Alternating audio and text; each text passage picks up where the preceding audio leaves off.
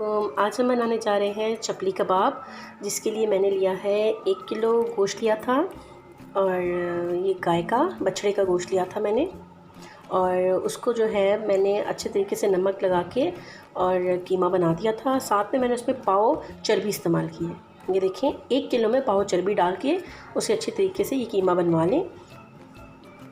इसमें पाव चर्बी है। इसी तरह हम डालेंगे आधा किलो प्याज भी मैंने जो है अच्छे तरीके से बिल्कुल ग्राइंड कर लिया। प्याज लिया तो पानी ये मुट्ठी हल्का सा नॉर्मल सा निचोड़े ही रखिए। अगर कीमे की मशीन नहीं है तो चॉपर में अच्छी तरीके से चॉप करें। और इस तरह ये मेरे पास आधा किलो जो है ये प्याज था। हमें 4 बड़ी जो थी मेरे पास प्याज की कट्टियाँ थी। इस तरीके से प्याज को अच्छे तरीके से पानी निकाल दें, पास में डाल दें।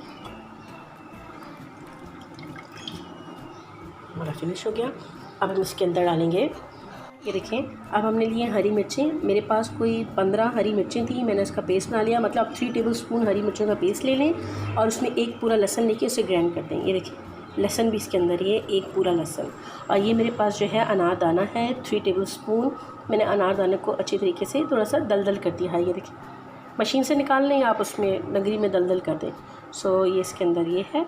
हम इन दोनों को भी इसमें ऐड करेंगे, हरी मिर्चें, लहसुन और दलदल किया हुआ अनारदाना इसके अंदर डाल देंगे। और ज़्यादा हरी मिर्चों का ही हम इस्तेमाल करेंगे और लाल मिर्चों को से अवॉइड करेंगे थोड़ा सा। और मसालों में हमारे पास है दलदल की हुई लाल मिर्चें 2 टेबलस्पून, ज़ीरा पाउडर हमारे पास है 1 टेबलस्पून, 3 टेबलस्पून हमारे पास है दलदल की हुई सूखी धनिया, नमक हस्ब ज़ायका। और ये मेरे पास गरम मसाला है, ये मैंने 1 टेबलस्पून लिया है। और अजवाइन दलदल की हुई है, ये भी मेरे पास 1 टेबलस्पून है। सो ये सब मसाले जो है अब हम इसके अंदर डाल देंगे।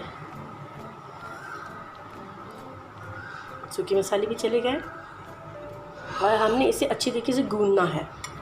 अब हम इसे अच्छी तरीके से गूंदेंगे, सबको अच्छे तरीके से मिक्स करेंगे और इसे गूंदेंगे।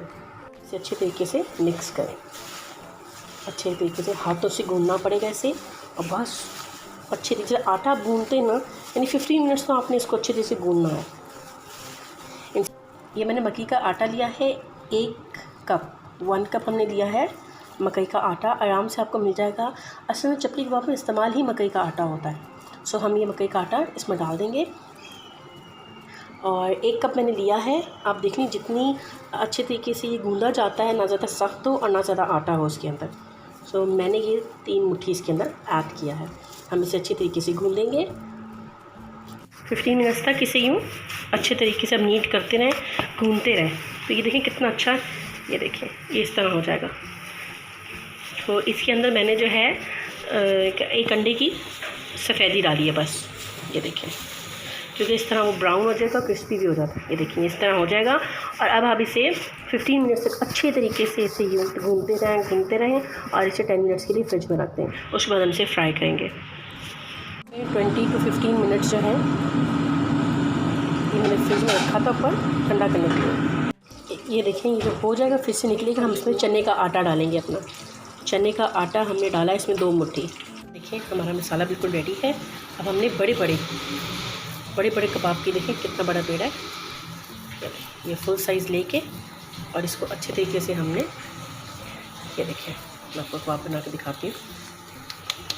ऐसे आप फ्राई पैन पर डायरेक्ट भी रख सकते हैं।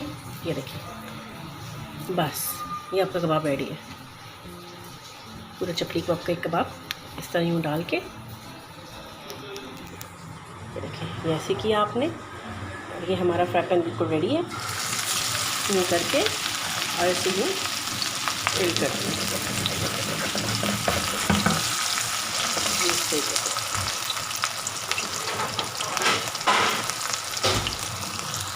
बस रेडी हो जाएगा। मैं आपको निकाल के दिखाऊंगी। इसमें जुड़ गया बिल्कुल।